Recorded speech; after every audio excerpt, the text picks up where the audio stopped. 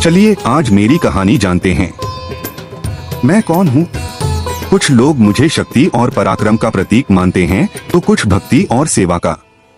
लेकिन मेरी पहचान सिर्फ एक ही है, मैं श्री राम का अनन्य भक्त हूँ।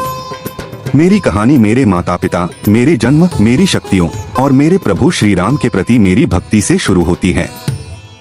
मेरी माता अंजना पहले एक अप्सरा थीं जिनका नाम पुंजिकस्थला था। एक ऋषि के श्राप के कारण उन्हें वानर रूप में जन्म लेना पड़ा।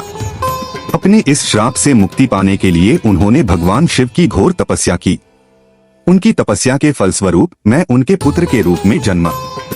मेरे पिता केसरी एक पराक्रमी वानर योद्धा और सुमेरु पर्वत के राजा थे। उनका साहस और धर्म के प्रति निष्ठा मेरे लिए प्रेरणा स्रोत बने। लेकिन मेरे जन्म में सबसे बड़ी भूमिका पवन देव की थी। भगवान शिव के आशीर्वाद को मेरे माता पिता तक पहुंचाने वाले वही थे। इसीलिए पवन देव को मैं अपना आध्यात्मिक पिता मानता हूँ। बाल्यकाल में मेरा स्वभाव चंचल और जिज्ञासु था। एक बार मैंने सूर्य देव को फल समझकर निगलने की कोशिश की। इससे त्रिलोक में अंधकार छा गया। तब इंद्रदेव ने अपने वज्र से मुझ पर प्रहार किया, जिससे मेरी ठुड्डी हनूक थोड़ी टेढ़ी हो गई। तभी से लोग मुझे हनुमान कहने लगे। उस घटना के बाद देवताओं ने मुझे अनेक वरदान दिए। मेरा सबसे गहरा संबंध श्री राम, माता सीता और लक्ष्मण से है। मैं श्री राम को अपना आराध्य ही नहीं, बड़े भाई जैसा मानता हूँ। माता सीता को मैं अपनी आध्यात्मिक माँ मानता हूँ। श्री राम केवल मेरे भगवान नहीं, मेरे सब कुछ हैं। मेरा हृदय उनके लिए धड़कता है, मेरा मन उनके बारे में सोचता है और मेरे कर्म उनके चरणों की सेवा में समर्पित हैं। उन्होंने मुझे सिखाया कि सच्ची भक्ति निस्वार्थ होती है।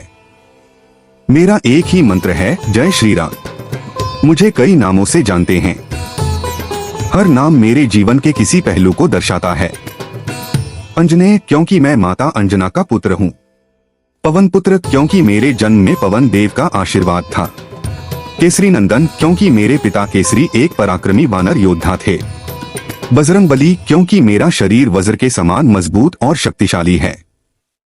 रामदूत क्योंकि मैंने श्री राम का संदेश लंका तक पहुंचाया। महावीर क्योंकि मैं किसी भी संकट का सामना करने से नहीं डरता।